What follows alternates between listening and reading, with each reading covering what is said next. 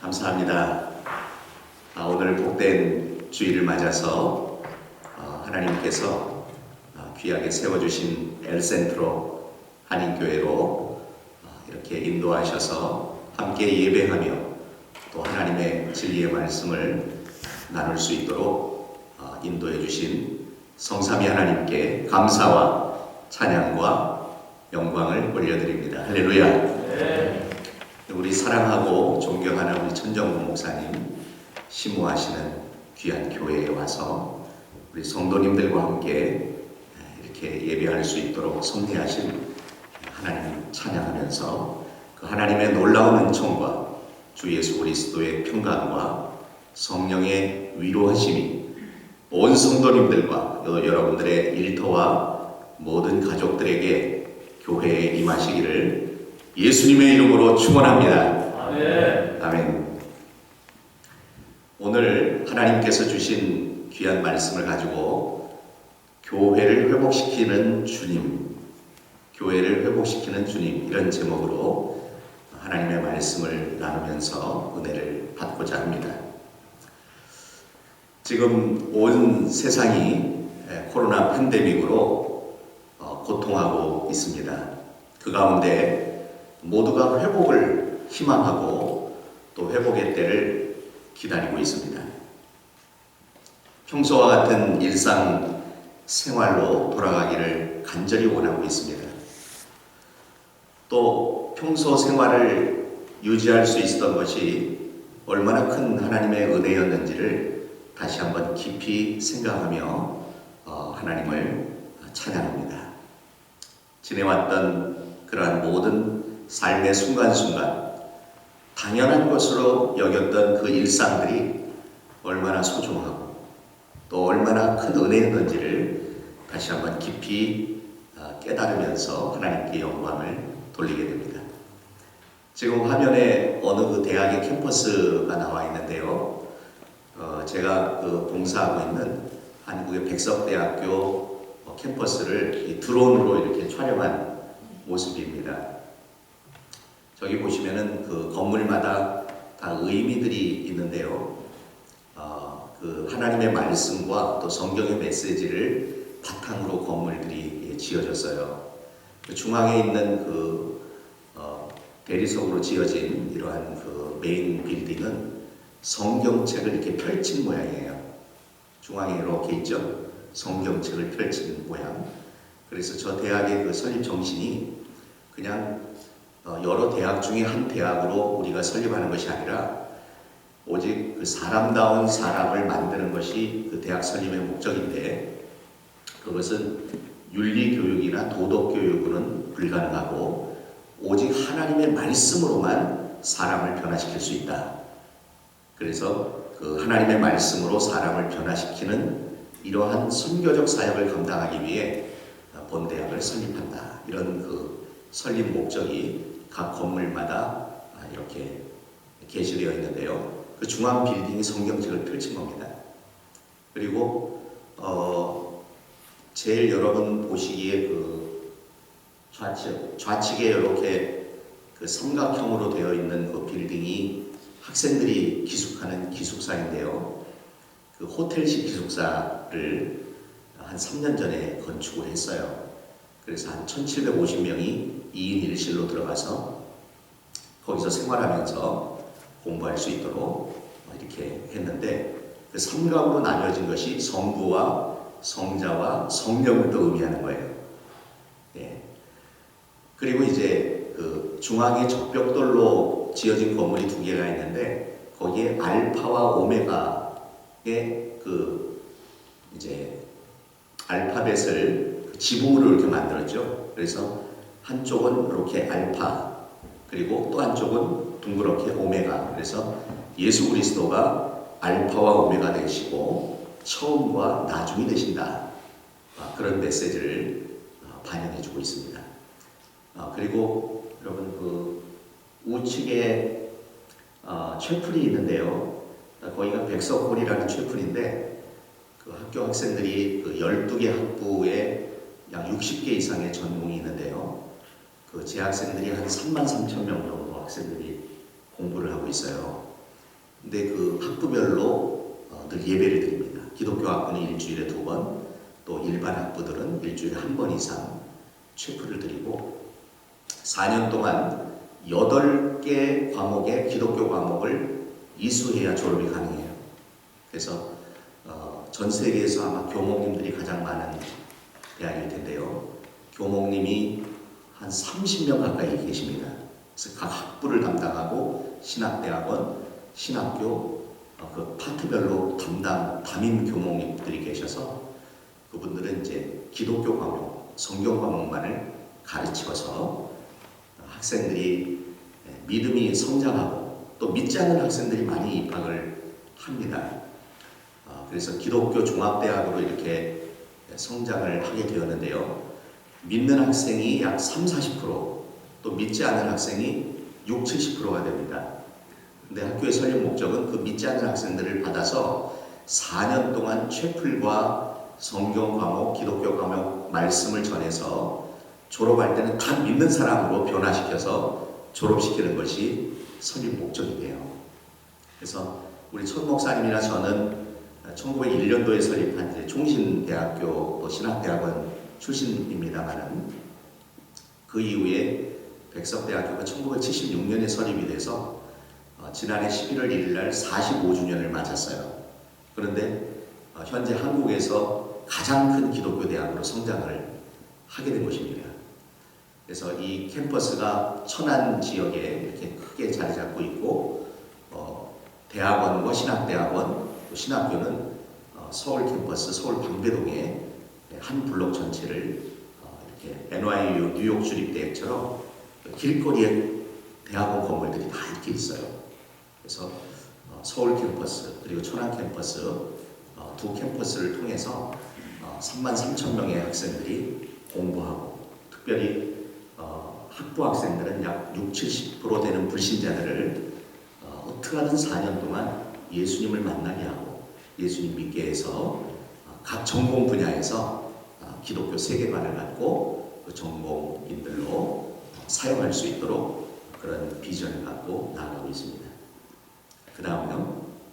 자, 오늘 그 주요 메시지들을 제가 이 말씀을 드리면서 여러분들이 쉽게 그 대지와 메시지를 이해할 수 있도록 PPT를 이렇게 준비를 하게 되는데요. 오늘 이 본문을 중심으로 우리에게 어떤 메시지를 들려주는가?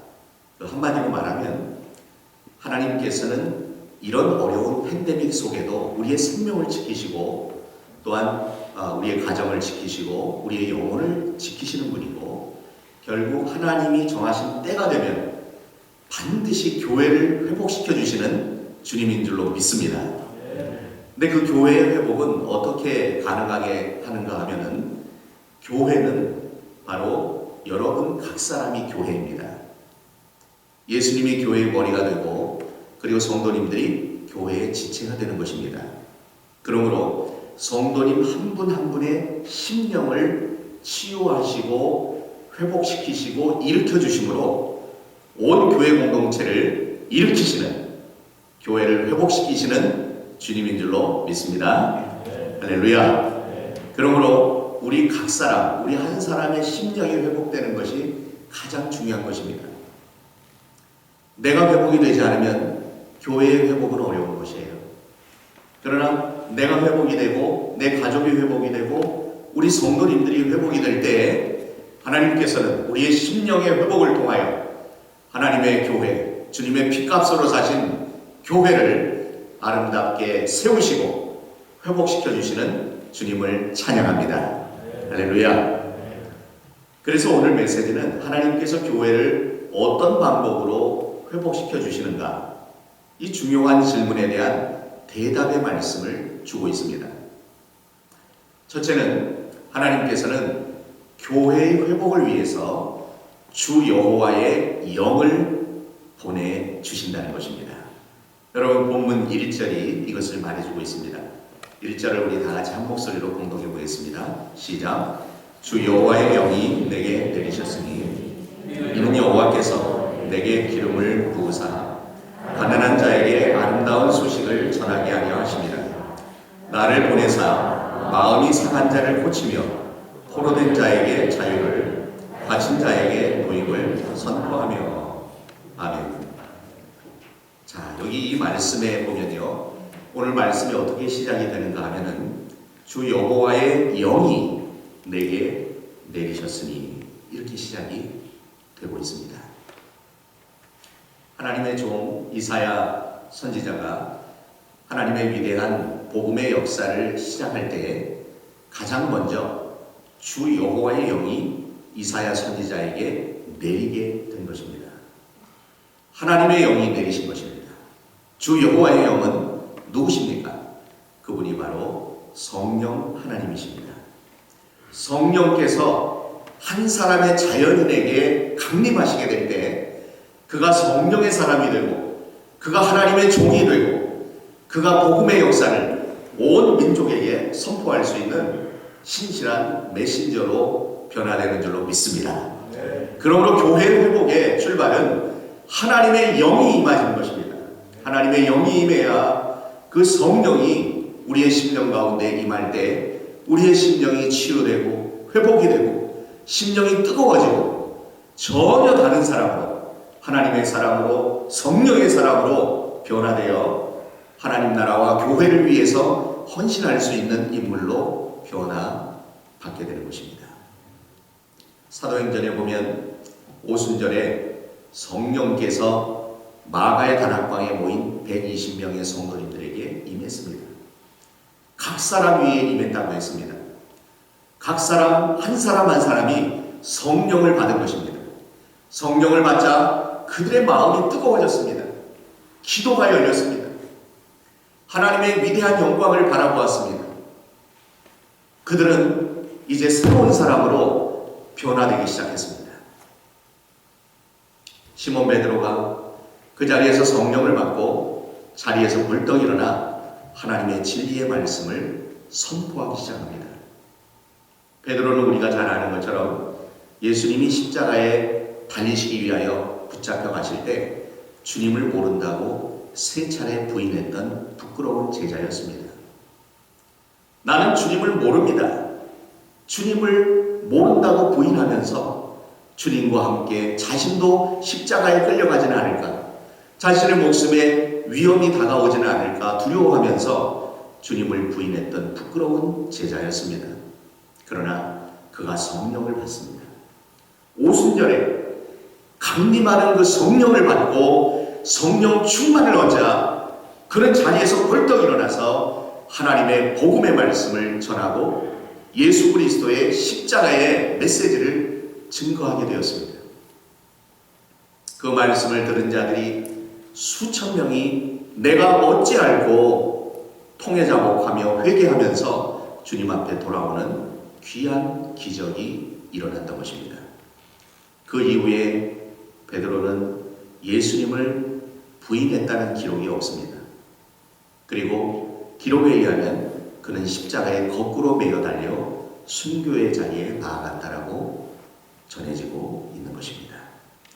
주님을 모른다고 부인했던 부끄러운 제자가 주의 영, 성령을 받자 전혀 다른 사람이 된 것입니다. 성령의 사람이 된 것입니다. 하나님을 증거하고 그리스도의 십자가를 증거하고 주님만이 우리의 구원자요, 주님만이 우리의 인생을 인도하실 영원한 하나님의 아들 메시아라는 사실을 증거하는 자로 변화를 받았던 것입니다. 사랑하는 여러분, 주의 영이 우리에게 임하게 될 때 우리의 인생의 아픔, 고통, 슬픔, 우울함, 절망, 번민, 수많은 문제들과 고민들이 다 떠나가게 될 줄로 믿습니다. 그런 역사가 2022년 새해에 엘센트로 한인교회 성도님들 각 가정과 일터에 일어나게 되시기를 예수님의 이름으로 축원합니다. 바로 주의 영이 우리를 새롭게 변화시키는 것입니다. 저는 여러분들이 섬기는 교회가 성령 충만한 교회가 되시기를 바랍니다. 성령 충만한 목사님, 성령 충만한 사모님, 성령 충만한 장로님, 성령 충만한 온 성도님들이 되어서 교회여 일어나라, 교회가 다시 일어나고 교회가 불같이 부흥하는 역사가 있게 되시기를 예수님의 이름으로 축원합니다. 제가 어제 우리 담임 목사님과 또 우리 장로님 중에 한 분 강장로님하고 이렇게 저녁 식탁의 교제를 나누면서 여러분들의 교회의 역사 이야기를 잠시 들었습니다. 여러 해 전에 참 이 아름다운 예배당을 여러분들이 건축하기 위해서 얼마나 많은 눈물과 기도와 땀을 흘렸는지 그런 소식도 들었습니다. 저는 잘 몰랐는데 그때 예배당을 건축한 목사님이 그 박모 목사님이라는 분이 계셨어요. 근데 이렇게 아름다운 방을 만들었어요. 예배당 방.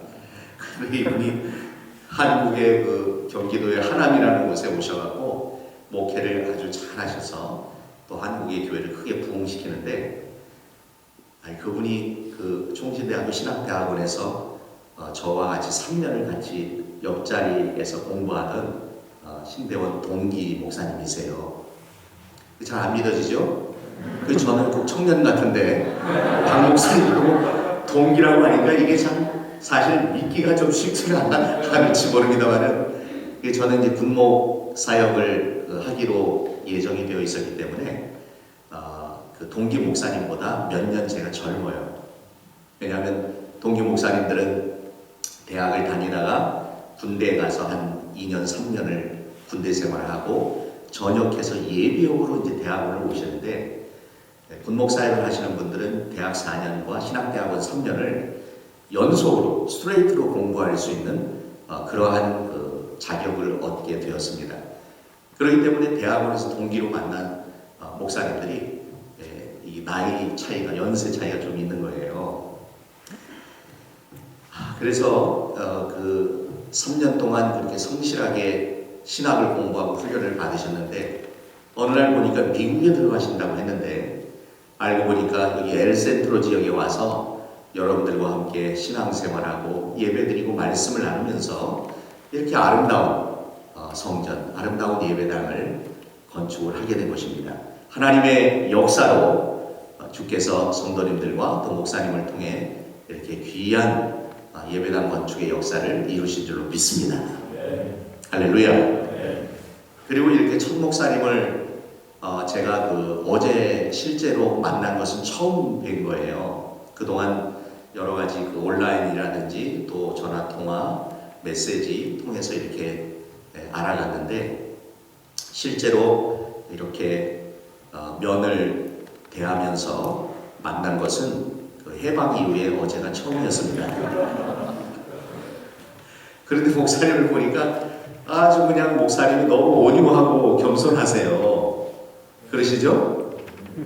그래서 제가 물어봤어요. 목사님, 여기 엘센트로 한인교회 목회가 어떠세요? 행복하게 목회하세요? 그랬더니 참 그 대답을요, 너무너무 행복하대요. 너무너무 행복한 목회, 내가 지금까지 사역한 그런 모든 인생의 여정 속에 가장 행복하고 기쁜 목회를 이곳에서 하고 있다고 고백을 했습니다. 안 믿어지는 그런 표정이신데 되게 신기하게 이렇게 바라보세요. 그렇게 목사님이 행복하게 목회를 하신다는 것은 여러분들도 행복한 신앙생활을 하시는 거고, 또 여러분들이 크게 속썩이지 않으시고 잘 목사님의 목양을 따르시고 협력하시고 그렇게 한 마음이 되어서 신앙생활한다는 것을 반영해 주는 것이기 때문에 하나님 앞에 얼마나 감사했는지 모릅니다. 여러분, 오랜 세월 동안 그렇게 하나님의 성령의 은혜로 여러분들이 머리 대신 주님을 모시고 성도님들이 각 지체가 되어서 행복한 신앙생활, 또 항상 기뻐하는 발걸음, 범사에 감사하는 아름다운 영적인 걸음을 통해서 여러분이 이 지역에서 여러분들의 꿈과 비전을 이루시고, 그리고 행복한 여생, 즐거운 신앙생활 영위하시기를 예수님의 이름으로 축원합니다. 네. 너무너무 감사합니다. 이게 이민사회와 이민교회가 건강하기가 쉽지가 않잖아요. 이민사회에 얼마나 많은 고민들이 있습니까? 저도 미국에서 몇 년 유학 생활하면서 그 이민교회를 담임한 적이 수년이 있었어요. 그러니 그 이민자들의 그 애환과 고통, 고민들 이런 것을 충분히 알고 있고, 또 성도님들이 건강하게 신앙생활 하다가도 어떤 어려움들이 생기면 많이 그 눈물을 흘리고 고통하는 그런 교회들을 많이 보았어요. 그런데 우리 목사님이 나는 가장 행복한 목회를 하고 있습니다. 이런 고백을 드리니까 제가 얼마나 큰 은혜가 되고 또 감사한 마음을 갖게 되었는지 모릅니다. 사랑하는 여러분, 주 여호와 하나님께서는 교회의 회복을 반드시 주십니다. 그런데 그 교회의 회복은 바로 여러분, 우리 성도님들의 각 사람의 심령이 회복됨으로 이 역사를 이루어 가시는 것입니다. 하나님의 위대한 역사가 주의 성령을 통해서 여러분 각 사람과 가정과 일터와 우리 엘센트로 한인교회에 충만히 임하시기를 예수님의 이름으로 축원합니다. 둘째로 하나님께서는 교회 회복을 위해서 주의 종을 보내셔서 아름다운 소식을 전해주시는 거예요. 그 아름다운 소식의 내용이 뭡니까? 크게 네 가지로 오늘 본문에 기록되어 있습니다. 그 첫째는 마음이 상한 자를 고친다, 그렇게 말씀을 하고 있습니다. 마음이 상한 자를 고친다. 이것이 얼마나 은혜로운 말씀인지 알 수가 없어요. 마음이 상했다라고 하는 말은 그 원문의 의미는 마음이 깨졌다는 것을 표현해주고 있습니다. 영어 성경에 보면 broken heart 이렇게 기록이 되어 있어요. 깨어진 마음, 산산조각이 난 마음, 그러한 마음을 하나님께서 고치신다는 거예요. 여러분, 이곳에 이민생활 하시면서 여러분들의 마음이 얼마나 깨어지는 그런 순간이 있지 않으셨어요? 또 팬데믹 지난 2년 동안 지내면서 그 깨어지는 아픔을 경험하지 않으셨습니까? 어떤 경우는 성도님들 가운데 예기치 않게 확진자가 생길 수도 있어요. 그리고 가족들이 같이 격리되고 함께 고통합니다. 아마 제가 소식을 듣기는 여러분들 중에도 몇몇 성도님과 몇 가정이 그 확진을 받아가지고 집회를 못하겠습니다, 이렇게 연락이 왔더라고요. 그래서 사실은 여러분들과 여러 시간 함께 나누면서 말씀도 나누고 또 은혜도 나누고 이렇게 하기를 원해서 기도를 준비했는데, 이게 코로나 상황이 예상보다 오래가고 또 요즘 복병, 오미크론이라는 복병이 나타나서 성도님들이 고통하는 분들이 많이 계시다. 그래서 제가 여기 못 올 뻔했어요. 근데 죽으면 죽으리라. 그러면서 제가 이제 여기로 왔고, 또 교회와 성도님들이 원하는 만큼 제가 하나님 말씀을 나누겠습니다, 이렇게 했는데, 이렇게 다행히 주일 예배에 여러분들 함께 예배드리고 또 하나님의 진리의 말씀을 나눌 수 있도록 하나님께서 허락해 주신 줄로 믿습니다. 제가 안 왔으면 어떻게 할 뻔했어요? 그죠? 잘 왔죠? 왜 왔느냐고요? 잘 왔죠? 그러니까 함께 예배하는 것을 하나님이 가장 기뻐하시고요, 또 주의 말씀을 깊이 경청하면서 성령께서 그 말씀을 통해서 역사하셔서 우리의 마음을 고치시는 거예요. 여러분 믿으세요? 성령님은 말씀과 함께 일하시는 것입니다. 하나님의 말씀이 올바로 선포되는 곳에 성령께서 일하시고 역사하셔서 우리의 깨어진 마음을 어루만지시고 고쳐주실 줄로 믿습니다. 여러분, 깨어진 마음, 실망한 마음, 낙심한 마음, 질병으로 고통하면서 투병하던 그러한 그 지친 마음, 또 배신을 당해서 아파하고 고통하고 어떻게 살아야 할지를 고민했던 그 마음, 일터를 내려놔야 됐던 그 마음, 사업을 접어야 했던 그 마음, 고국에는 사업을 얼마나 많이 접었는지 몰라요.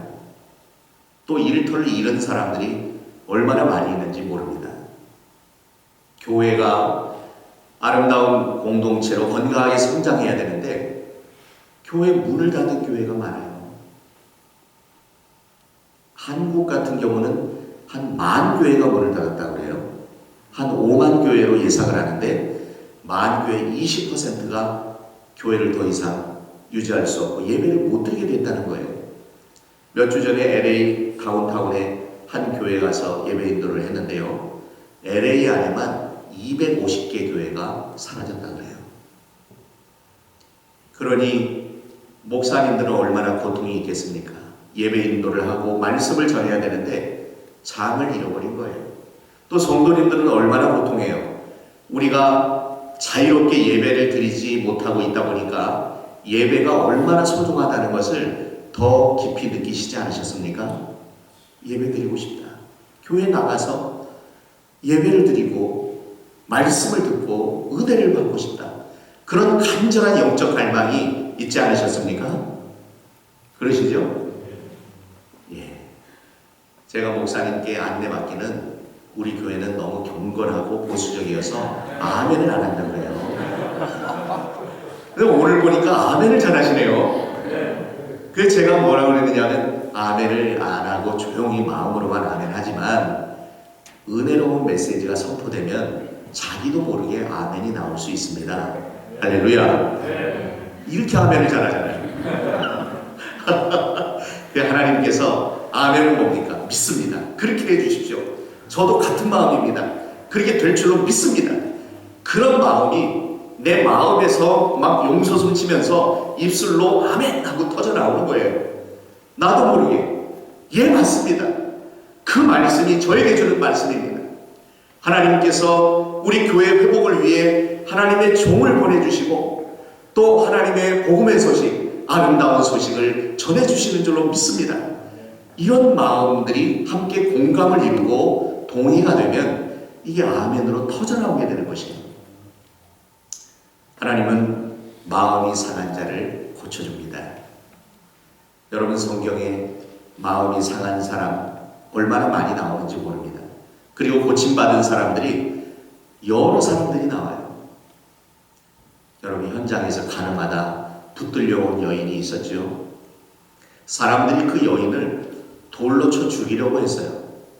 그리고 예수님에게 데려와서 예수님이 돌로 쳐 죽이라고 구약의 율법대로 그렇게 해주기를 원했어요. 그러나 주님은 땅에 무엇인가를 쓰시면서 그들에게 말씀하기를 너희 중에 죄 없는 자가 먼저 돌로 치라. 그렇게 말씀하십니다. 죄 없는 자가 돌로 치라고 말씀하시니 이들이 자신들의 과거의 죄, 마음의 죄, 입술로 범한 죄, 삶과 행동으로 범한 죄악들이 떠오르지요.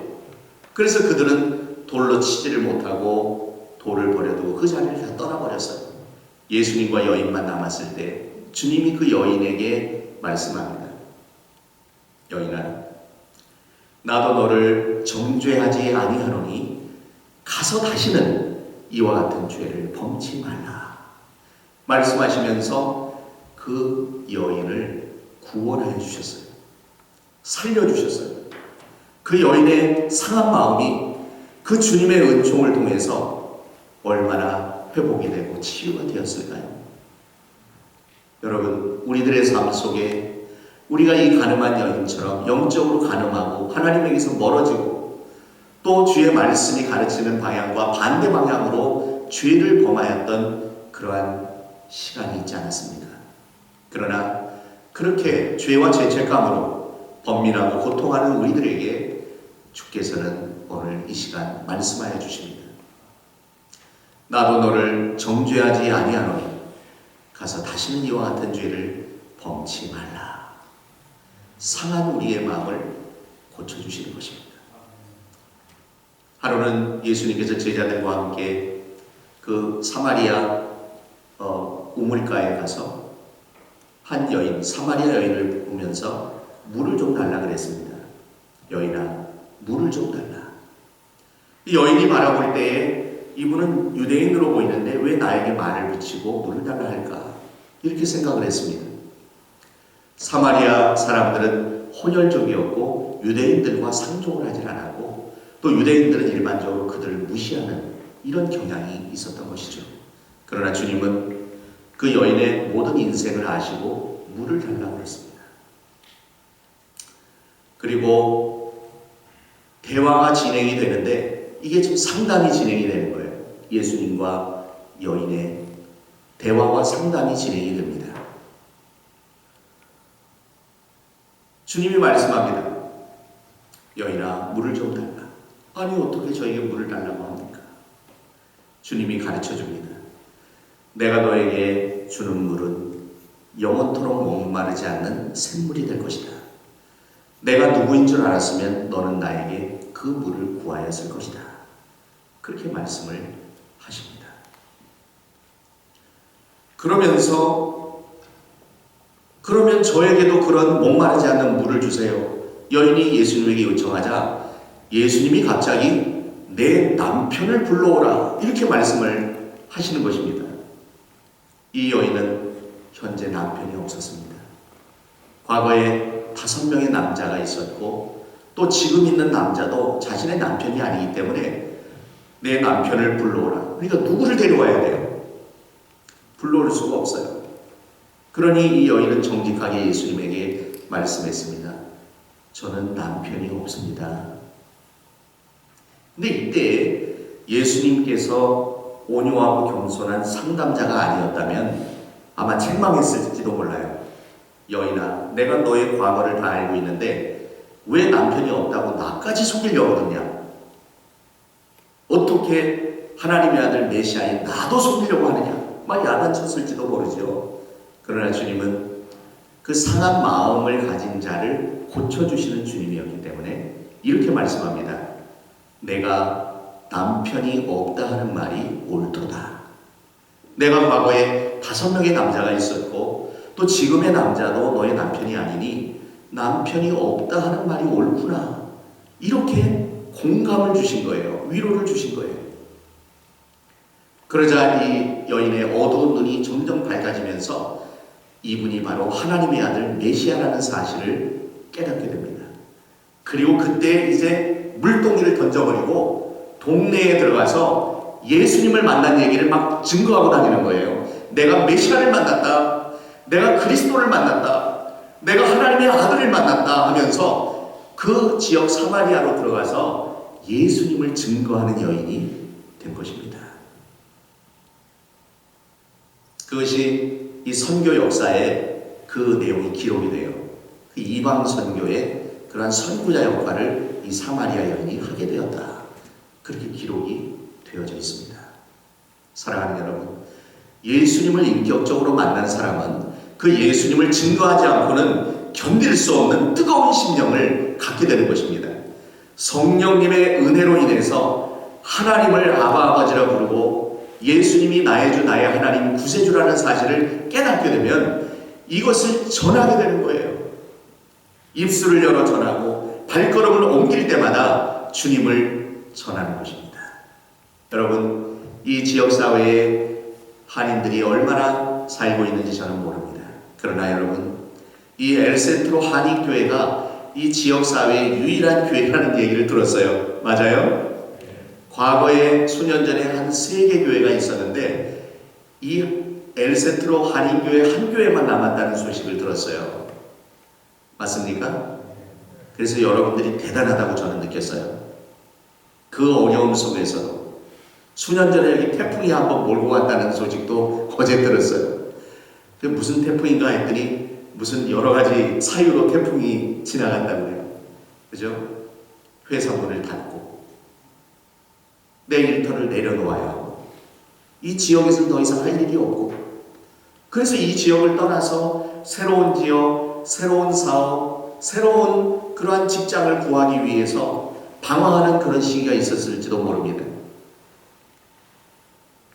그러나 하나님께서 다시금 우리 교회에 기회를 주시고 2년 동안의 코로나 팬데믹 속에서도 흔들리지 않고 그리고 지나온 수많은 어려움과 태풍이 지나감 속에서도 꿋꿋하게 본교회를 붙잡아 주시고 세워주심은 하나님의 위대한 역사와 섭리가 있는 줄로 믿습니다. 여러분들이 이 지역사회 선교의 장이 되시고 만나는 모든 사람들, 모든 영혼들에게 내가 메시아를 만났다. 나의 주, 나의 하나님을 내가 모셨다. 이 놀라운 아름다운 소식, 복음의 소식을 널리 증거해서 이 지역사회에 있는 모든 한인들이 주전에 나와 예배할 수 있는 기적이 일어나시기를 예수님의 이름으로 축원합니다. 사랑하는 여러분, 시몬 베드로 예수님 부인하고 너무 죄책감과 실망 때문에 옛생활로 돌아갔습니다. 갈릴리 바다로 돌아가서 그물을 내리고 또 고기를 잡는 일을 하는 거예요. 수년 전에 시몬이 어부로 있을 때 물고기를 전혀 잡지를 못하고 있을 때 예수님이 나타나서 깊은 데로 가서 그물을 내려라. 그리고 많은 물고기를 잡으면서 그 기적을 체험하면서 그가 주님을 고백하고 예수님을 따르는 제자가 되었는데, 주님 십자가에 달리시기 위하여 붙들려 가는 그날 밤 주님을 3번 부인하고 다구는 소리가 들리면서 너는 오늘 밤 다굴기 전에 나를 3번 부인하리라 말씀하셨던 예수님의 말씀이 생각이 났습니다. 그러니까 하염없는 눈물과 통곡과 후회를 한 것입니다. 다른 사람이 다 떠나도 나는 주님을 떠나지 않겠습니다. 그렇게 결단했던 시몬이 예수님이 말한 것처럼 주님을 모른다고 부인하고 실패자가 되어 배신자가 되어 자신은 예수님을 위해 목숨을 걸겠다고 고백을 했음에도 불구하고 주는 그리스도시요 살아계신 하나님의 아들입니다라고 신앙 고백을 했음에도 불구하고 어느새 그 심령을 빼앗기고 주님을 떠나가는 그러한 신세가 되었습니다. 옛생활로 돌아가 갈릴리 바다에서 물고기를 잡고 있었을 때 부활하신 주님이 시몬을 찾아옵니다. 예수님이 부활하시고 40일을 이 땅 위에 머물렀습니다. 사도행전 1장을 보시면 예수님이 약속의 말씀대로 사흘 만에 부활하시고 곧바로 승천하셨다 이렇게 기록되어 있지 않고 부활 후 40일간 이 땅에 머무르면서 하나님 나라의 일을 말씀하시니라 이렇게 기록되어 있습니다. 그 부활 후 부활하신 주님이 많은 사람을 만날 수도 있지만 시몬 베드로를 찾아간 것입니다. 예수님은 그 한 심령, 그 한 영혼, 그 한 영혼이 온 천하보다 귀하다고 가르쳐 주셨습니다. 주님에게는 그 시몬 베드로를 일으키는 것이 너무나 중요한 것이었습니다.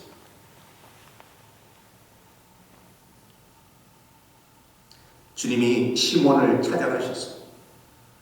다른 말씀을 하지 않았습니다. 시몬아, 내가 나를 사랑하느냐? 내가 나를 사랑하느냐? 이 사랑을 3차례 물으십니다.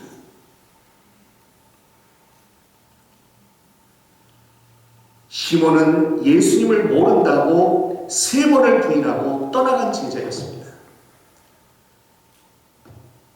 주님은 그 상한 심령을 일으키기를 원했던 것입니다. 3차례 사랑을 물으시고 그 사랑을 고백할 수 있는 기회를 주신 것입니다.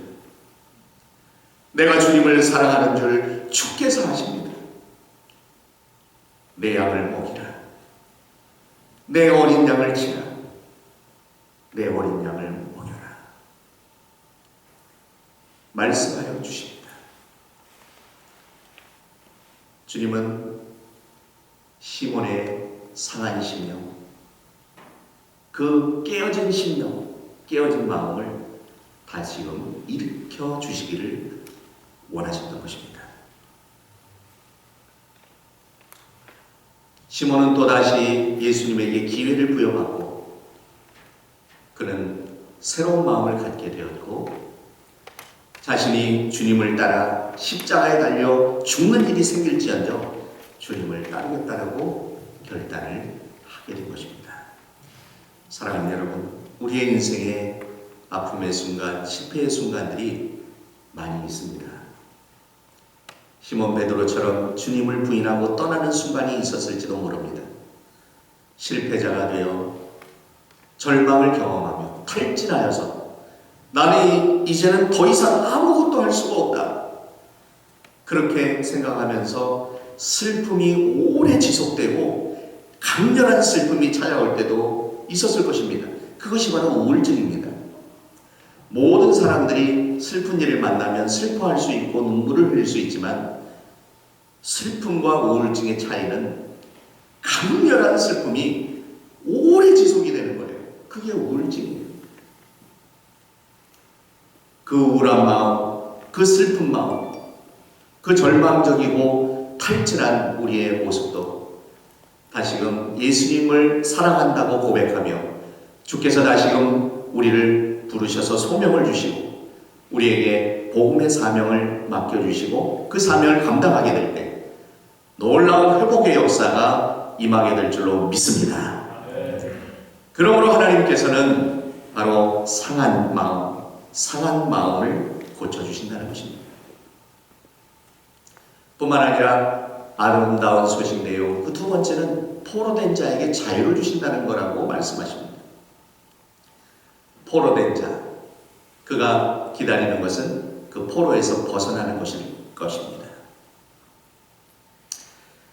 제가 그 1991년도에 목사 안수를 받고 군목 사역을 시작할 때 처녀 군목 사역을 시작한 것이 강원도 철원 육사단이었습니다.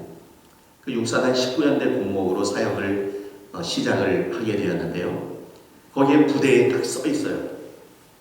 전쟁에 지면 돌아올 곳이 없다. 강력한 메시지죠. 그러니까 이 군인이 전쟁에 나가서 전쟁에 패배하면 포로가 되고 돌아올 곳이 없잖아요. 돌아올 땅이 없어요. 그런 권리를 가질 수가 없어요. 승리자만이 땅을 얻을 수도 있고 그리고 돌아올 내 땅으로, 내 집으로 올 수가 있는 것이죠. 여러분, 우리의 인생은 영적인 전투의 장입니다. 그런데 사람들은 죄의 포로가 되어 있어요. 그리고 사망의 권세, 죽음의 공포에 포로가 되어 있어요. 예수 그리스도께서 우리의 인생의 죄와 사망의 권세를 십자가에서 다 물리치고 승리하신 줄로 믿습니다. 그러므로 주님을 만나게 되면 우리의 죄와 우리의 죄책감을 벗을 수가 있어요. 주님을 만나게 되면 우리가 확진이 되어 죽을 수도 있다, 이런 생각이 순간 지나갈 수 있지만 그 죽음의 공포를 물리칠 수가 있습니다. 왜냐하면 영원한 하나님의 나라와 영생이 우리를 기다리고 있다는 사실을 믿기 때문입니다. 그러므로 아름다운 복음의 소식은 포로된 자에게 자유를 주십니다. 진리를 알지니 진리가 너희를 자유케 하리라. 진리는 누구입니까? 예수 그리스도입니다. 내가 곧 길이요 진리요 생명이니 나로 말미암지 않고는 아버지께로 올 자가 없느니라. 진리 되신 주님을 만나면 자유한 자가 될 수 있습니다. 아름다운 소식은 갇힌 자에게 노임을 선포해요. 여러분, 감옥에 갇힌 사람이 무엇을 기다리겠어요? 석방되는 날, 풀려나는 날 기다리잖아요. 우리가 사단에게 매이고 죄와 사망에게 갇히게 되면 자유도 없고 절망스러운 인생을 살아갈 수밖에 없지만, 그러나 아름다운 복음의 소식은 갇힌 자에게 노임을 선포하신다고 말씀하여 주시는 것입니다. 그리고 한 걸음 더 나아가 이제 그 다음 네 번째 내용을 보면 뭐라고 기록되어 있습니까? 여호와의 은혜의 해와 우리 하나님의 보복의 날을 선포한다, 이렇게 기록되어 있습니다. 그렇죠? 여호와의 은혜의 해, 이것은 무슨 말씀을 우리에게 주는 것인가? 여러분, 여호와의 은혜의 해, 이것은 바로 희년을 상상하게 만듭니다.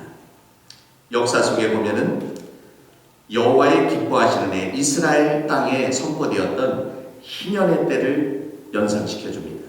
레위기 25장에 기록된 대로 바로 이 아름다운 복음의 소식은 심판의 날이 오기 전에 하나님의 은혜를 받아들일 수 있도록 촉구하고 있습니다.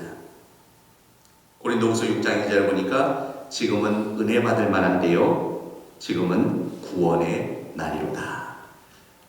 2022년 새해가 바로 은혜 받는 한 해가 되고 구원의 즐거움이 넘쳐나는 복된 새날 되시기를 주의 이름으로 축원합니다. 교회가 다시 일어나는 은혜의 한 해가 되시기를 예수님의 이름으로 축원합니다. 하나님의 보복의 날이라는 것은 뭡니까? 이것은 역사적으로는 이스라엘 백성들이 바벨론의 포로로부터 귀환하는 날을 말합니다. 종된 자들이 이제 포로 생활을 마치고 자유의 몸으로 귀환하는 날이 얼마나 기뻤습니까? 우리가 1945년 8월 15일 날 해방의 날을 맞았을 때 우리의 부모님들 얼마나 감격하고 기뻐했겠습니까? 물론 대부분은 우리는 잘 기억이 없죠. 아무리 생각하려고 해도 기억이 안 나요. 그날 우리는 없었죠. 그러나 우리 아버님, 어머님, 할머니, 할아버지, 이분들은 그날의 감격을 잊지 못할 것입니다. 종살이 하던 그러한 생활을 다 벗어던지고 자유를 얻게 되었으니 얼마나 감격스러운 날이었습니까? 하나님의 독생자 예수 그리스도께서 정하신 날 재림할 것입니다. 여러분 믿으십니까? 예수님이 하나님이 정하신 날 재림하십니다. 근데 그 재림의 날은 믿는 자들에게는 구원의 날이 됩니다. 그러나 동시에 그때까지 하나님을 믿지 않았던 사람들은 심판의 날이 되는 것입니다. 그러므로 이것이 보복의 날이라는 것입니다. 주님을 알지 못했던 자들은 주님이 급히 재림하게 될 때 심판을 당하게 돼요.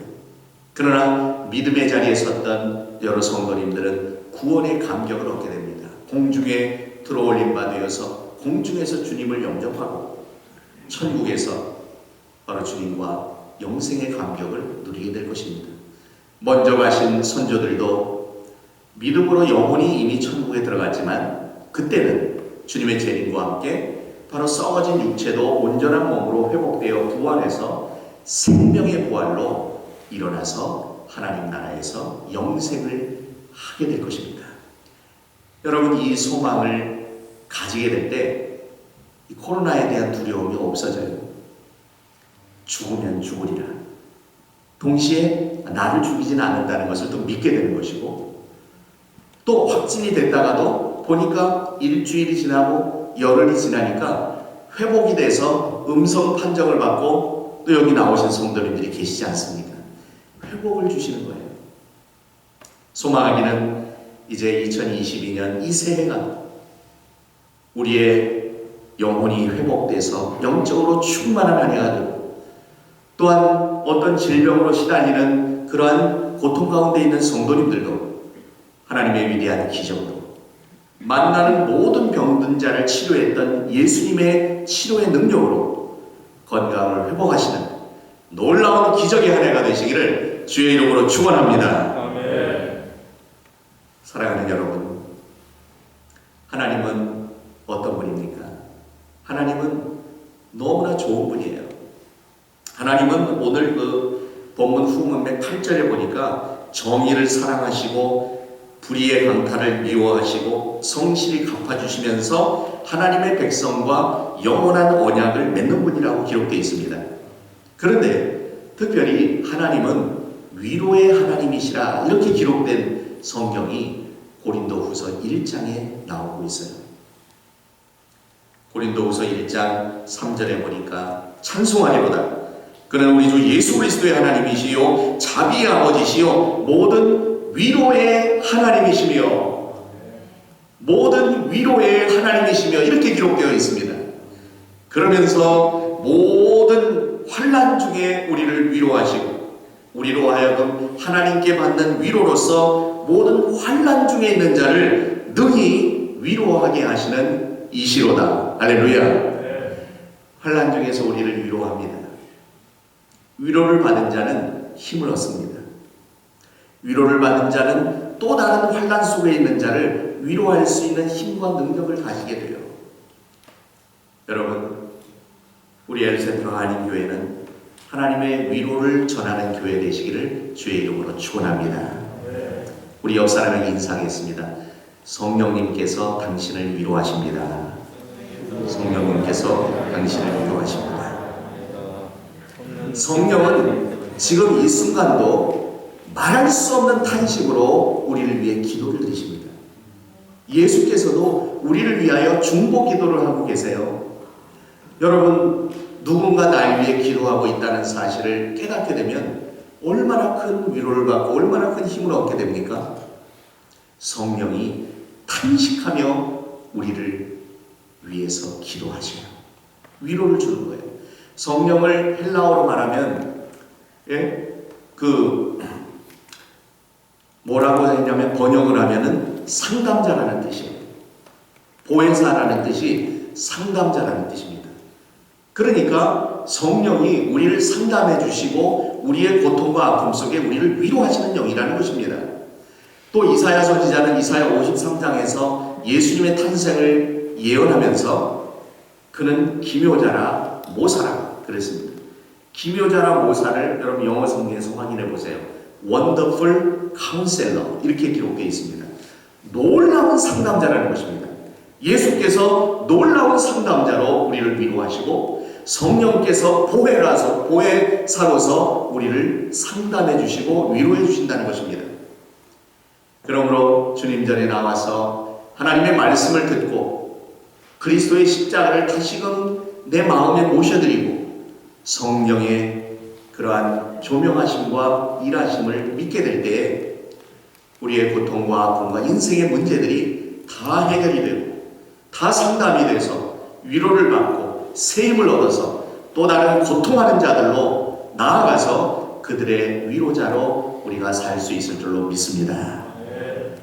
여러분, 위로를 받으면 또 다른 사람을 위로하면서 살 수가 있게 되는 것이죠. 요즘 코로나 팬데믹이 장기화되면서 위로가 필요한 분들이 너무너무 많아요. 위로를 받아야 다시금 일어날 수가 있어요. 위로를 받아야 다시금 용기를 얻을 수가 있겠어요. 위로를 받아야 다시 일할 수가 있어요. 위로를 받아야 병든 자리에서 다시 일어날 수가 있어요. 위로자가 되어야 됩니다.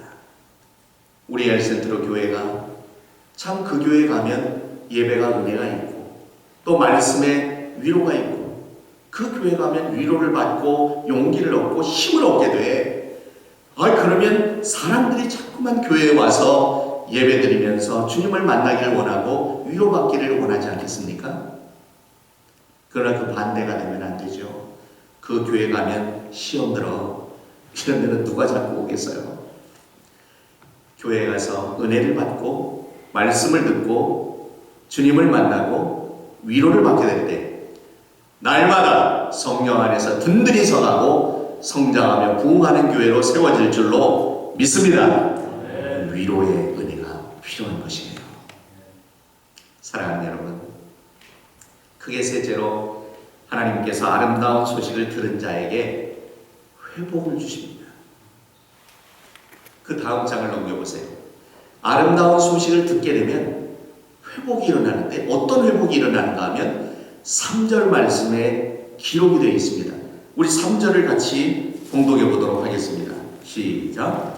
무릇 시온에서 슬퍼하는 자에게 화관을 주어 그 죄를 대신하며 기쁨의 기름으로 그 슬픔을 대신하며 찬송의 옷으로 그 근심을 대신하시고 그들의 의의 나무 그 여호와께서 심으신 그 영광을 나타낼 자라 일컬음을 받게 하려 하십니다. 아멘. 자, 이 말씀 속에 회복의 내용이 나옵니다. 먼저는 슬퍼하는 자에게 화관을 주어서 죄를 대신한다 그랬습니다. 여러분, 여기서 화관은 뭐냐 하면 승리자가 쓰는 꽃관이에요. 승리의 멸관이에요. 그 슬퍼하는 사람에게 승리의 멸관을 주고 기쁨의 멸관을 씌워준다는 것입니다. 기쁨의 그 기름으로 그 슬픔을 대신한다는 것입니다. 슬픔이 기쁨으로 바뀌어지는 것이에요. 찬송의 옷으로 그 근심을 대신한다는 것입니다. 모든 근심과 걱정이 다 사라지고 찬송을 하나님께 드리는 자가 된다는 것입니다. 그래서 결국 의의 나무, 즉 여호와께서 심으신 그 영광을 나타낼 자라 일컬음을 받게 된다는 것입니다. 하나님께 영광을 돌리는 의의 나무, 우리의 삶 속에 의의 열매를 맺고 성령의 열매를 맺어서 하나님께 영광 돌리는 자로 인정을 받게 된다는 것입니다. 여러분, 이런 놀라운 회복의 은혜가 주님의 몸된 교회에 임하시기를 예수님의 이름으로 축원합니다. 그럼 여기까지 하고 말씀을 끝내도 모자르지 않아요. 충분합니다. 근데 그 뒤에 후 문맥의 내용이 놀라운 말씀이 기록이 되어 있습니다. 그 내용을 우리가 잠시 확인을 해보도록 그렇게 하겠습니다. 회복의 모습이 어떻게 나타납니까? 4절에 회복의 모습이 나타나요. 여기 보시면 회복이 어떻게 일어나느냐? 황폐했던 곳을 다시 쌓는다. 옛부터 무너진 곳을 다시 일으킨다. 황폐한 성읍, 곧 대대로 무너져 있던 것들을 중수할 것이다. 이렇게 기록되어 있습니다. 여러분, 놀라운 회복의 메시지가 아닙니까? 황폐했던 것을 쌓고 무너진 곳을 일으키고 그리고 무너져 있던 것을 다시 중수한다는 거예요. 여러분, 가장 좋은 시대에 여러분들이 백수십 명 수많은 성도님들이 이 예배당에 나와서 예배드렸다는 소식을 제가 어제 들었어요. 사랑하는 여러분, 물론 이 이민사회의 한인들의 수가 변화가 있었을 것입니다. 여러 직장과 사업장들이 변동이 있으면서 한인들이 많아졌다가도 또 줄어들기도 하고 또 이 변화가 있을 것입니다. 그러나 여러분, 우리가 가장 영광스러웠던 때, 가장 뜨거웠던 때, 가장 하나님 앞에 감격의 예배를 드렸던 때, 기도하면서 하나님의 음성을 듣고 또 하나님의 응답의 역사가 나타났던 그 영광의 때가 다시 쌓아지고 다시 일으켜지고 다시 중수되는 회복의 기적이 일어나시기를 주의 이름으로 축원합니다. 여러분, 회복으로 인해서 사람들이 어떤 변화가 일어납니까? 그 다음 5절과 6절에 보면 그 변화의 내용이 나옵니다. 의인은 서서 양떼를 칠 것이다. 교회 공동체가 회복될 것을 우리에게 보여주는 거예요.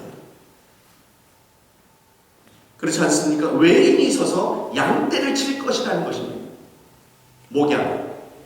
목양은 무엇입니까? 양을 기르는 것입니다. 말씀을 선포하고 말씀을 가르치고 그리고 그들을 잘 위로하고 상담해서 양이 자라날 수 있도록 하는 것입니다. 여러분, 서서 양떼를 치는 교회, 바로 여러분들의 교회가 양떼를 치고 양떼를 목양하고 양떼를 성장시키는 교회로 날마다 세워지기를 주의 이름으로 축원합니다. 그렇게 되자 이방 사람들이 너희 농부와 포도원지기가 된다는 겁니다. 이방에 있는 많은 세상 사람, 외국인들이 농부와 포도원지기가 됩니다. 주의 백성들은 여호와의 제사장이라 일컬음을 받는다는 것입니다. 너희는 택하신 족속이요 왕같은 제사장들이요 거룩한 나라요 그의 소유된 백성이라. 베드로전서 2장에서 말씀해 주셨습니다. 이 놀라운 회복의 영광, 이것을 우리는 꿈꾸게 되는 것입니다. 고통에서 회복으로의 변화가 어떻게 표현되어 있습니까? 여러분, 7절 말씀을 한번 보시면은 회복의 변화가 나타나는데 그 다음 절을 화면을 넘겨보십시오. 거기 보시면 7절에 수치 대신에 보상을 배나 얻을 것입니다. 욥이 갑절의 축복을 받은 것처럼 이제 수치가 오는 게 아니라 보상을 받되 갑절의 보상을 받습니다. 능력 대신에 몫으로 즐거워할 것이고 그들의 땅에서 갑절을 얻고 영원한 기쁨이 있을 것이라고 약속의 말씀을 주시는 것입니다. 여기에 보시면 보상, 즐거움, 영원한 기쁨, 이런 그 단어들이 들어오지 않습니까? 즐겁게 살아가시는 이민생활 되시기를 바랍니다. 기쁨이 넘쳐나는 신앙생활 되시기를 바랍니다. 데살로니가전서에 보면은 하나님의 뜻이 우리에게 명확하게 나타나 있습니다. 하나님의 뜻은 무엇인가? 항상 기뻐하라. 범사에 감사하라. 기쁨과 감사합니다. 근데 그 중간에 뭐가 있어요? 쉬지 말고 기도하라. 그 쉬지 않는 기도 생활, 영적인 호흡과도 같은 기도 생활을 통해서 항상 기뻐할 수가 있다는 것입니다. 여러분, 코로나 속에서 어려운데 어떻게 기뻐하겠어요? 하나님께 예배하고 기도할 때 슬픔이 떠나가고 기쁨이 찾아오는 것이에요. 그리고 어려움 속에 직장을 잃고 병에 들고 일터를 상실했는데 어떻게 감사할 수 있겠어요? 범사에 감사하라. 이 범사라는 것은 즐겁고 기쁘고 평안할 때도 있지만 어렵고 힘들고 병들고 고통이 있을 때도 하나님께 감사하는 것을 잊지 말라는 것입니다. 어떻게 할 수 있습니까? 쉬지 않는 기도 생활을 통해. 여러분, 기도는 하나님과 함께 대화하는 것입니다. 기도는 우리의 마음의 소원을 하나님께 올려드리고 또 하나님의 말씀 그 음성을 우리가 듣기 위해 기다리는 것입니다. 하나님과 소통이 될 때 이것이 진정한 기도가 될 수 있고 그 기도의 삶을 통하여 기쁨과 감사는 우리의 삶 속에 떠나가지 않을 것입니다. 여러분, 수년 전에 그 하버드 대학교에서 그랜트 연구라는 것을 했습니다. 그것은 뭐냐면 하버드 대학 그 출신자들이 졸업 후에 한 30년 동안 생활하면서 그들이 행복하게 사는지 또 어렵게 사는지 또 누가 행복하게 사는지를 심리학자들이 연구를 했습니다. 그리고 그 결과를 발표를 했죠. 그 발표의 내용은 아주 간단한 것입니다. 그것은 무엇인가 하면 자기가 하는 일에 대해서 즐겁게 살아가는 졸업생들이 행복하게 산다는 것입니다. 자기가 전공한 분야, 또 자기의 직장, 자기의 사업, 자기가 지금 하는 일, 그것이 그 직업이 하나님의 소명인 줄로 믿고 이것을 감당할 때 기쁨과 즐거움과 감사로 감당하는 즐겁게 사는 사람들이 인생에 성공하더라는 심리 결과를 발표했습니다. 제가 여쭤봅니다. 여러분, 지금 삶이 즐거우십니까? 자신이 없네. 아멘. 즐겁지가 않아요. 너무 힘들어요. 힘든 게 많죠. 다시 여쭤봅니다. 여러분, 신앙생활이 즐거우십니까? 네. 좀 살아났어요. 여러분, 지금 이민생활 만족하십니까? 네. 아멘. 여러분, 우리가 지금 여기 있는 것, 생명이 있는 것, 건강을 유지하고 있는 것, 병든 가운데도 회복된 것, 또 멀리 텍사스로 떠났다가 한 2, 3년 지내가 다시 돌아와서 또다시 사업을 할 수 있는 것, 이 어려움 속에서도 우리 교회가 흔들리지 않고 기둥과 같이 이 지역사회의 복음의 장으로, 선교의 장으로 유지할 수 있는 것, 모두가 하나님의 은혜요, 모두가 감사의 조건이 아니겠습니까? 그 즐거운 마음으로 오늘 슬퍼하는 자에게 즐거움을 나눠줘야 되지 않겠습니까? 여러분, 이 코로나 그리고 오미크론의 전염력이 엄청나다고 하죠. 한 사람이 감염이 되면 보통 10사람에게 전파를 시킨다는 그런 이야기를 하는 거예요. 근데 우리는 어떤 바이러스를 퍼뜨려야 되겠어요? 복음의 바이러스, 사랑의 바이러스, 주 안에서 기뻐하는 바이러스, 범사에 감사하는 아름다운 신앙의 바이러스를 나의 배우자, 나의 가족, 나의 부모님, 나의 자녀, 그리고 우리의 이웃과 지역사회 사람들에게 이 사랑의 복음의 바이러스를 널리 펼쳐가시는 교회 되시기를 주의 이름으로 축원합니다. 우리만 만나면 다 감염이 돼요. 사랑으로 감염이 되고 주 안에서 즐거움으로 감염이 되고 그리고 항상 기뻐하는 삶으로 그런 신앙으로 감염을 시켜야 되지 않겠습니까? 성경에 보면 너희는 예수 그리스도의 향기라, 그 향기가 나는 거예요. 그 은은한 향기를 풍기는 거예요. 슬퍼하던 자도 나를 만나면 위로를 받는 거예요. 절망에 빠진 자도 우리를 만나면 소망을 발견하는 거예요. 내가 즐겁지 않고 어떻게 또 다른 사람에게 즐거움을 주겠어요? 내가 주님의 사랑에 감격하지 않고 어떻게 감격적인 복음을 또 다른 사람에게 증거할 수 있겠습니까? 먼저 내가 변화되고 내 심령이 새로워져야 되는 것입니다. 그럴 때 우리가 만나는 모든 가족과 친지와 지역사회 사람들을 새롭게 변화시킬 수 있을 줄로 믿습니다.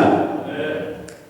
여러분, 본문의 후 문맥을 잘 살펴보시면 9절에 보면 이런 말씀이 있어요. 결국 이를 보는 자가 그들은 여호와께 복받은 자손이라 인정하게 될 것이다. 그들은 여호와께 복받은 자손이라. 여러분, 이게 아메리칸 드림 아니에요?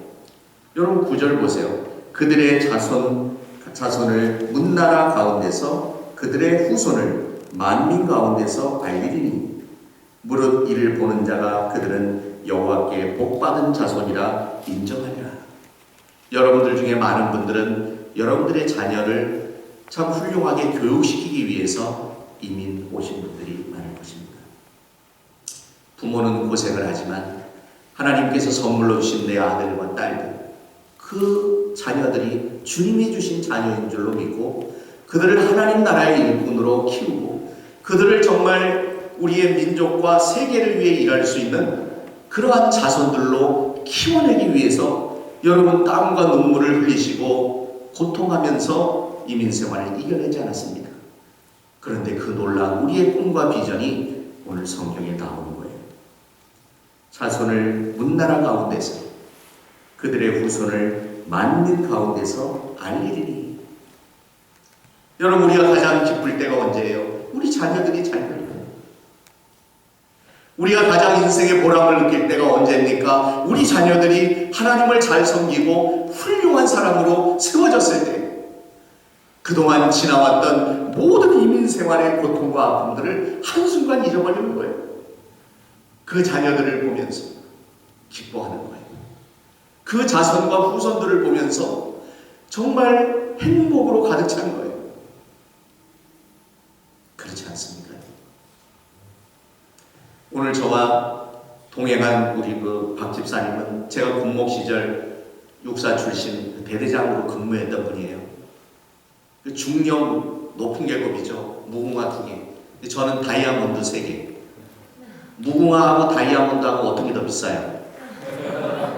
그러니까 이 군대 계급으로는 우리 대대장님이 훨씬 높은 분이고 또 육군사관학교의 그 어려운 훈련도 이겨냈기 때문에 참 엄청난 어려움들을 극복하신 분이고 특히 개성이 강해서 선배 생도들한테 엄청 매를 많이 맞았대요, 당시는. 그래서 기도를 드렸더니 주여 어서 빨리 이 매 맞는 거 끝나고 저분들 다 졸업하고 떠나가게 해주세요. 그러면서 인관에서 중령 되셨을 때 제가 수도훈단의 특공대를 맡아서 대위, 다이아몬드석의 대위를 달고 군목 시절에 만났는데 여기 미국에서 다시 만난 거예요. 그리고 엘센트로 제가 집회에 내려와야 되는데 이 교통수단도 불편하고 어려운데 본인이 본인의 차를 자원해가지고 운전을 해가지고 여기까지 온 거예요. 일도 다 내려놓고. 하나님께서 축복해 주실 줄로 믿습니다. 네. 그런데 뭘 얘기하려고 하냐면 얼마 전에 아들이 결혼을 해서 손자 2명 쌍둥이를 낳았다 그래요. 그 아틀란타에 쌍둥이가 있는데 그 쌍둥이를 보러 수일간을 다녀왔는데 얼마나 기뻐하고 얼마나 행복해하는지 알지를 못해요. 두 아들을 위해 늘 기도하고 또 저만 만나면 기도를 그렇게 해달라고 해요. 기도를 하면 그게 응답된다는 믿음은 분명히 있어요. 그죠? 기도하고 다 그 내용들이 응답이 되니까 말이죠.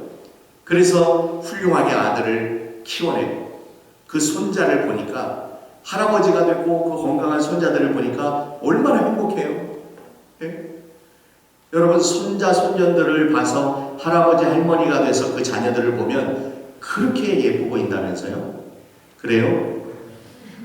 저희는 할아버지가 아직 안 돼봐서 잘 경험이 없습니다만은 그렇게 손자 손녀를 보면 아들 딸도 예쁘지만 더 예쁘고 그렇게 사랑스럽다 그래요. 행복이 몰려오는 거죠.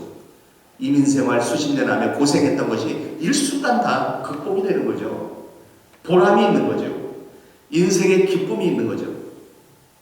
시편 90편에 보면 모세가 나이 들어서 그 시를 썼는데 어떤 말씀이 있는가 하면요, 내가 젊은 날 고통하고 아파하며 괴로워했던 이 모든 날보다 지금부터 그리고 이후로 더 기쁨과 즐거움이 넘치게 하여 주시옵소서.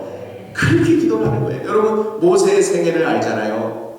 그 애굽의 왕자로 40년 있다가 사람을 해치고 그 애굽에서 떠나와서 광야에서 40년을 지내잖아요. 그리고 하나님이 불러서 너 이스라엘 백성을 끌어내라, 출애굽의 지도자로 사용되기를 원한다 하니까 그 바로 왕에게 협박을 하고 위협을 해가지고 10가지 재앙 거쳐서 바로 이스라엘 백성들을 홍해를 건너 광야를 지나 그 고통의 시대를 인도하는 지도자로 쓰임을 받았어요. 그렇게 일하기를 시작할 때가 80세였다 그래요. 혹시 여러분 중에 70이 넘으시고 80이 되신 성도님들이 있으실지라도 실망하지 마시기를 바랍니다. 인생은 늙어가는 것이 아니라 익어가는 거예요. 맛있게 익어가는 거예요. 나이는 숫자에 불과한 거예요. 모세가 80세에 새로운 일을 맡아가지고 이스라엘 영도하는 리더로 쓰임을 받았는데, 여러분 일평생토록 천국 가는 그날이 될 때까지 하나님께 쓰임받게 되시기를 주의 이름으로 축원합니다. 연세 많으신 어른 아멘이 크잖아요. 그래서 우리가 다 때가 있지만, 우리가 청년일지라도 장년일지라도, 그리고 요즘은 신중년이라는 말이 새로 생겼습니다. 그러니까 60대 중반에 리타이어 해도 노년으로 들어가는 게 아니라 중년이에요. 근데 신중년일 뿐이죠. 신중년, 60대, 70대, 80대가 신중년이에요. 마음은 그대로 28 청춘 아니에요? 근데 세월이 신속하게 흘렀기 때문에 우리가 나이가 먹어가지만 익어가는 거예요. 과일이 익어갈수록 더 맛있잖아요. 익어갈수록 우리는 또 다른 사람을 위로할 수 있어요. 왜 그렇습니까? 인생의 희로애락을 많이 경험해봤기 때문에. 그런 유사한 고통과 환난 속에 있는 사람을 진정으로 위로할 수가 있는 거예요. 연세가 많은 어른들은 두 가지 모습으로 나타나요. 한 모습은 분노로 가득 찬 모습. 아, 내 인생이 너무 후회스럽고 내가 실패했구나, 이렇게 생각하는 분은 분노로 가득 차 있어요. 그래서 딱 찌르면요, 역정을 잘해요. 여러분, 할아버지 할머니한테 야단 맞은 적 많이 있잖아요. 조금 얘기했는데 막 성질을 내는 거예요. 기본적으로 화가 나 있어요. 잘못 건드리면 안 돼요. 왜 화가 나요? 눈이 어두워져요. 귀가 안 들리기 시작해요. 관절이 아파요. 그러니까 몸이 불편하니까 짜증이 나고 화가 나 있는 거예요. 또 뭐예요? 현역에서 물러나서 리타이어 하니까 다른 사람들이 나를 자꾸 무시하는 것 같은 느낌이 드는 거예요. 그러니까 화를 내는 거예요. 그리고 또 하나는 주머니가 가벼워졌어요. 현역일 때는 그래도 내가 연봉 얼마 괜찮았는데, 이게 은퇴하고 나니까 주머니가 이게 가벼워지고 이게 몇 불이 없을 때가 종종 있거든요. 이게 성질이 나 있는 거예요. 그래서 어른들이 계시면 용돈을 많이 주세요. 밥도 사드시고 영화도 보시고 골프도 치고, 여러분 예배 마치고 골프 치는 분들이 많다 그래요. 그러면서 목사님께서 다음에 올 때는 골프팩을 가지고 오래요. 그래서 예배를 드리고 장로님 집사님들하고 같이 골프 운동하자고 그런 말씀을 하시더라고요. 맞아요? 아, 또 골프 시간 다 돼가는 거 아니에요? 제가 이제 맺으려고 그래요. 말씀을 맺으려고 그래요. 그 화는 하나 있어요. 그러나 또 다른 그 인생의 모습은 만족이 되어 있는 거예요. 내가 지나온 인생 7, 80년을 그래도 잘 살았지. 내가 은혜 가운데 살았고, 이만하면 훌륭하게 살았고, 우리 자녀들이 이렇게 멋지게 세워졌으니 나는 참 이민을 잘 왔고 잘 살았구나, 이런 생각을 갖는 거예요. 그러면 굉장히 만족감이 높고, 그리고 뭐예요? 사람들에게 사랑을 많이 베풀어요. 주고 베풀고 선물을 나누고. 자문에 보니까 선물을 주면 사람의 마음을 얻는다, 이런 말씀이 있어요. 좋은 거 주세요. 대가를 바라지 말고 내가 할 수 있는 걸 나눠주세요. 선물 받고 성질내는 자는 없어요. 선물을 딱 받고 뭐 이런 선물 주냐 이렇게 하는 사람은 없어요. 늘 고마워하고 감사해하고 그러죠. 대가를 바라지 않고 주는 거예요. 주는 것이 받는 것보다 복이 있다. 사랑하는 여러분, 그렇게 여호와께 복받은 교회, 복받은 성도님들이 되시기를 바랍니다. 그러면 큰 기쁨이 찾아온다고 그랬어요. 여러분 10절을 보세요. 10절에 보니까 거기에 뭐라고 기록되어 있습니까? 여호와로 말미암아 크게 기뻐할 거다. 우리 영혼이 하나님으로 말미암아 즐거워할 거다. 이러한 기쁨의 이유는 구원의 옷을 입히고 공의의 겉옷을 더했기 때문이다. 이 모습은 신랑이 사모를 쓰고, 사모님을 어떻게 쓰나? 그 사모님이 아니라요, 제사장의 관을 사모라고 그래요. 그래서 물론 이제 목사님이 사모님을 잘 모셔야 목회가 잘 되죠. 사모님을 무시하고 목회를 잘하는 사람은 없어요, 세상에. 잘 사모님 목회가 성공해야 목회가 성공이 되는 거예요. 사모님이 은혜를 받아야 우리 목사님 말씀이 은혜롭고 가정에서도 모험적인 아빠요, 참으로 존경받는 남편입니다, 이렇게 할 때 전 교인들이 다 은혜를 받잖아요. 그렇죠? 사모님이 나와서 우리 목사님은요 말씀 내용과 삶이 전혀 다릅니다, 이렇게 하면 교회가 깨지는 거예요. 이게 지금 안 되는 거예요. 그래서 사모님을 은혜롭게 감동을 줘야 돼요. 늘 당신을 사랑한다고 하고, 세상에 아름다운 사람이 그렇게 많아도 당신과 같이 아름다운 사람을 나는 본 적이 없다고, 그 말을 하루에 한 번 이상씩 해야 돼요. 담임 목사님이 은혜 받은 거 보니까 벌써 가정사역이 이제 성공의 길로 가는 거예요. 가정사역이 성공하면 교회가 세워져요. 여러분, 역사 속에 그 종교개혁을 일으켰던 마르틴 루터가요, 유명한 말이 있어요. 제가 그 종교개혁 칼빈 탄생 500주년 때 그 독일하고 프랑스 몇 군데를 순회를 하면서 선교사님들 그 포럼을 강의하기 위해서 방문하고 이렇게 순회를 했는데요. 거기서 놀라운 걸 봤어요. 마르틴 루터가 그 활동하던 그 수도원이 있는데, 거기 수도원에 사모님의 동상이 딱 있더라고요. 사모님의 동상이. 그 사모님의 동상이 딱 있는데 그 모습이 아름다운 여성의 모습이 아니에요.